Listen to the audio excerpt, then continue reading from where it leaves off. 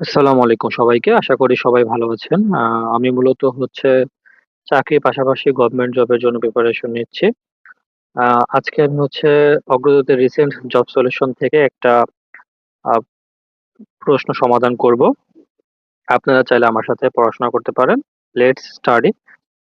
১ম প্রশ্নটি হচ্ছে which sentence is correct?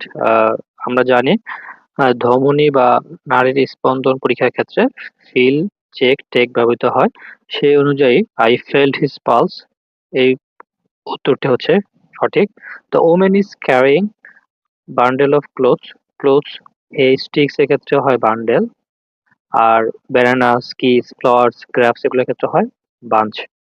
I have no interest in the matter. আমার এই ম্যাটারটিতে কোনো ইন্টারেস্ট নেই। তারপরের প্রশ্নটি হচ্ছে কোনটা নিচের সিঙ্গুলার? আমরা জানি ব্যাকটেরিয়াম এবং কারিকুলাম দুইটাই হচ্ছে একটা সিঙ্গুলার। এখানে লাস্টে ইউ এবং ইউএম থাকলে হচ্ছে সিঙ্গুলার, এবং লাস্টে যদি এ থাকে তাহলে সেটা হচ্ছে প্লুরাল। দেখতে পারতেছি এজেন্ডাম, এজেন্ডা, কারিকুলাম, কারিকুলা, এগুলো হচ্ছে এভাবে আমরা সিঙ্গুলার প্লুরাল ডিটারমাইন করতে পারবো। ফাইন্ড দ্য ফেমিনিন জেন্ডার, যে কোনটি হচ্ছে ফেমিনিন জেন্ডার সেটা হচ্ছে ডাক। কিছু এখানে দেওয়া আছে যেমন টিউটর, টিউটরেস। পরে রয়েছে ড্রেক, ডাক। ব্যাচেলরের ফেমিনিন হচ্ছে স্পিনিস্টার, প্রিন্সেস হচ্ছে princess. I met a person hmm I never saw earlier, সঠিক উত্তরটা হবে হুম, কারণ এখানে হু এবং হুম দুইটাই রিলেটিভ প্রোনাউন।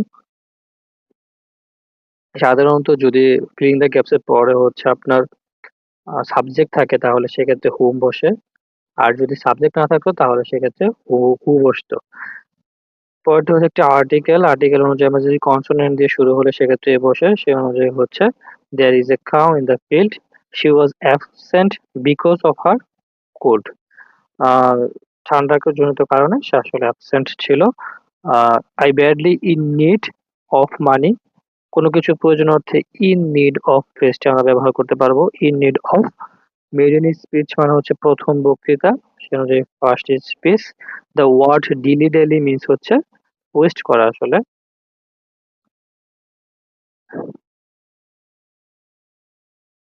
ওয়েস্ট করা বা সময়ের অপচয় করা, ডিলি ডেলি মিন্স হচ্ছে ওয়েস্ট টাইম। ওয়েস্ট টাইম, সময়ের অপচয় করা। পরবর্তীতে কারেক্ট স্পেলিং হচ্ছে হিউমারাস, অর্থ রসাত্মক।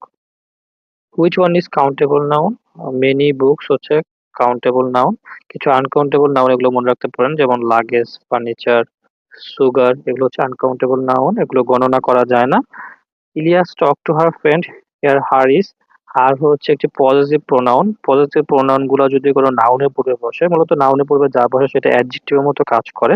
হার ফ্রেন্ড বলছে, এটা তার ফ্রেন্ড, এখানে হারটা হচ্ছে একটা অ্যাডজেক্টিভ।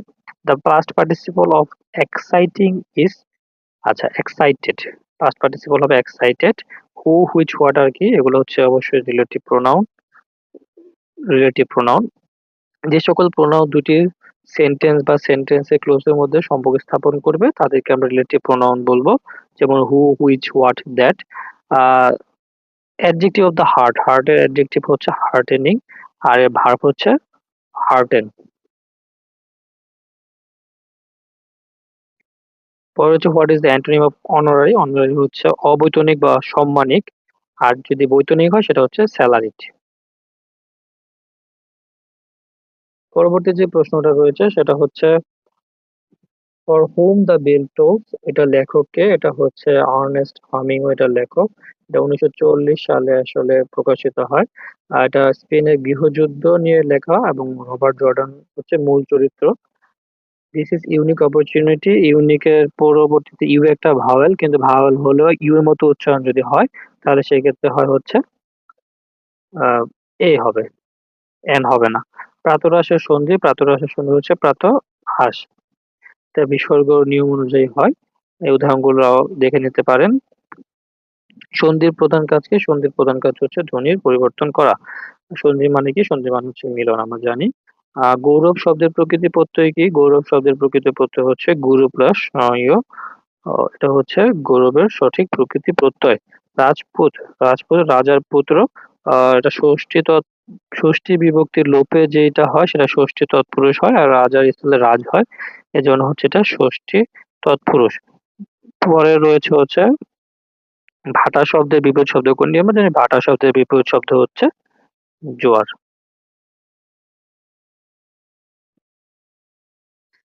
পরে যে প্রশ্নটা রয়েছে, দৃঢ় সংকল্প অর্থ কোন বাগধারার মধ্যে রয়েছে? দৃঢ় সংকল্প হচ্ছে এক কথা মানুষ, যারা এক কথা মানুষ তারা দৃঢ় সংকল্প করে। কবুতরের প্রতিশব্দ কোনটি? কবুতরের প্রতিশব্দ হচ্ছে পারাবত। আরো রয়েছে যেমন কপোত, পায়রা, পারাবত, নোটন, লোটন এগুলো। আর ললাট অর্থ ভাগ্য। এটা খুব ইম্পর্টেন্ট, এটাও অনেক জায়গায় আসে। কোনটি শুদ্ধ বানান? মুমূর্ষ, প্রথমে রস্য, দীর্ঘ রস্য, এটা ভাবে মনে রাখতে পারেন। কোনটি দেশি শব্দ? অনেকগুলো দেশি শব্দ রয়েছে, যেমন কুড়ি, কোলবাসা, পেট, তামিল, তামিলদের পেট বড় হয়। চোলা হচ্ছে মুন্ডারি। তারপর কুলা, গঞ্জ, টোপর, ডাব, ডাগর, ডিঙ্গা, ডেকি, ট্যাংরা এগুলো সবই হচ্ছে দেশি শব্দ।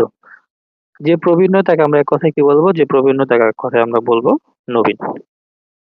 আমরা পরবর্তী কোয়েশ্চেন গুলো নেক্সট এপিসোডে দেখবো। সবাইকে অসংখ্য ধন্যবাদ।